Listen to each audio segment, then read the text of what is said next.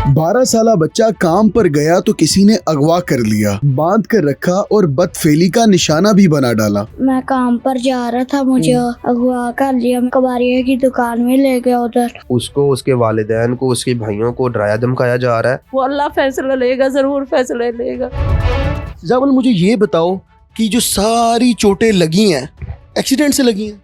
नहीं, क्या हुआ तुम्हारे साथ?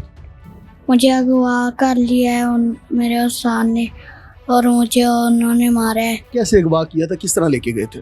मैं काम पर जा रहा था, मुझे अगवा कर लिया मैं और मुझे और कबाड़िया की दुकान में ले गया, उधर बांधा है उधर। ये देखो मेरे रस्सियों के निशान है। अच्छा, और मेरे साथी यात्री भी की है। क्या किए? गलत काम। गलत काम किया आपके साथ? हाँ जी। कितनी देर तक करते रहे? 5 दिन। 5 दिन करते रहे? हाँ जी। मारते भी थे? हाँ जी। कैसे मारते थे? सोटियों के साथ। सोटियों के साथ मारते थे? हाँ जी। कहाँ कहाँ पर मारा है? कांडों पर। पीछे कमर पे मारा है? हाँ जी। अच्छा, मारते थे, खाने को देते थे कुछ? नहीं। खाने को भी नहीं देते थे? हाँ जी। कितनी देर रहे हो उनके पास? 10 दिन। 10 दिन रहे हो? हाँ जी। 10 दिन मुसलसल मारते रहे हैं? हाँ जी। कैसे निकले, कैसे उनके पास से, किस तरह मौका कैसे मिला? वो अपने घर चले गए, मैं भाग के आ गया। माँ जी, पहले तो बहुत ही अफसोस के साथ मुझे आपसे ये सवाल करने पड़े कि आप अपने बच्चे के साथ बैठी हुई हैं और उसके साथ ये सारा हादसा पेश आया है। तो पहले तो मुझे बताएं कि वो लोग कौन थे, उन्होंने ऐसा क्यों किया? वो लोग थे कि रोड पक्के के हमारे बेमकसद जानने वाले थे। उन्होंने मेरे से नहीं पूछा, उन्होंने ऐसे बच्चे को अपने पास रखा है, 8 हफ्ता रखा है, बेहफ्ता। उन्होंने, मुझे पता चला जब भी मेरा बच्चा उनके पास है, मैं देख के मैं वापस आ गई। चलो भी मुझे पता, ये तो पता भी मेरे जानने वाले के पास है। लेकिन हफ्ते के बाद ये बच्चा मेरा काम पे गया, 8:30 बजे घर से निकला है। 8:30 बजे घर से निकला, पूरा दिन मैंने इंतज़ार किया, नहीं आया। रात को मैंने इंतज़ार किया, नहीं आया। सुबह मैं उनके पास गई हूँ, कहते ने हमारे पास आया है लेकिन हमने उसकी छुट्टी करा दी है। मैं कि छुट्टी कराई है, मेरे ज़िम्मे लगाया है। कहते हैं हमें नहीं पता जो आपका बच्चा किधर गया है। आगे मैं ढूंढती रही हूँ, भागती रही हूँ, दौड़ती रही हूँ, मुझे नहीं पता जो आगे उन्होंने कहाँ किया है। जब मेरा बच्चा आया, मेरा बच्चा अपने मुँह से कहता है जो भाई मेरे साथ ये ज़्यादती हुई है, मेरे दांत निकाले गए, मेरा हाथ तोड़ा गया, रस्सियों के दांग अभी तिकर मौजूद है। आगे इन्होंने बेच दिया है होटल वाले के पास। होटल वाला काम करवाता था, मुझे मारता था, पीटता था, बंद करता था, बंद करके रखा हुआ था। जैसे मौका मिला है, मौके मिलने की बजाय मैं बाहर निकला हूँ, मैं दौड़ा हूँ, किसी ने आके मुझे बीमार दिया, गिरा दिया, एक्सीडेंट हुआ। एक्सीडेंट के बाद कहता है मुझे नहीं पता जब मैं हॉस्पिटल में था। हॉस्पिटल वाले ने ईदी वाले को दिया, ईदी वाले ने हमारे तक पहुँचाया। तो वहाँ से बच्चा आपका अस्पताल ने लावारिस बच्चा समझ के इसको ईदी को दे दिया? हाँ जी, ईदी को दे दिया, ईदी वाले ने हमें तक पहुँचाया। लेकिन इंसाफ नहीं मिल रहा मुझे इस बात का। अच्छा, उन लोगों के साथ कोई जाती दुश्मनी थी आप? नहीं, किसी किस्म के कोई दुश्मनी नहीं है। मैं किसके साथ दुश्मनी कर सकती हूँ? ये बच्चा किसके साथ कर सकता है? सारा दिन काम से हमें मोहलत नहीं मिलती, तो किसके साथ हम दुश्मनी कर सकते हैं? अच्छा, पुलिस के पास जो गई हैं आप, पुलिस स्टेशन गई हैं? पुलिस के पास गई हूँ। एक दिन मैं बच्चे को लेके गई, बच्चे ने अपने मुंह से कह दिया जो भाई ये मेरे साथ हुआ है वाकया। दूसरे दिन पुलिस ने बोला, कॉल की, मैं गई उनके पास, कहता है अल्लाह वसई आपके बच्चे का एक्सीडेंट हुआ है।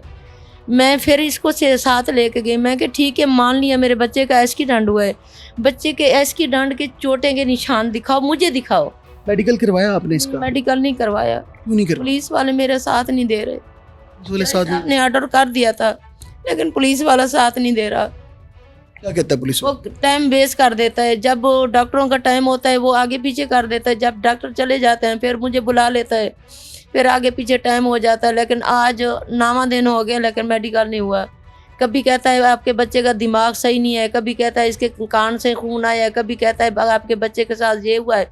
इस तरह के मामले करके कभी कहता है आपको पुलिस भाई थाने इसका मेडिकल कराएंगे, आपको आपके मियाँ को थाने बंद कर देंगे। पता नहीं ये कौन सा कानून है, कौन सी अदालत है, ये हमारे साथ ये इस तरह की हो। मेरा दिल कर रहा है मैं इस केस को ख़त्म कर रही हूँ जब मुझे इंसाफ ही नहीं मिल रहा। मेरे बच्चे के साथ ज़ियादती हुई है, मैं सब नाइंसाफ़ों की बात सब ऊपर पहुंचा दूंगी अल्लाह के पास। वो अल्लाह फैसला लेगा, ज़रूर फैसला लेगा।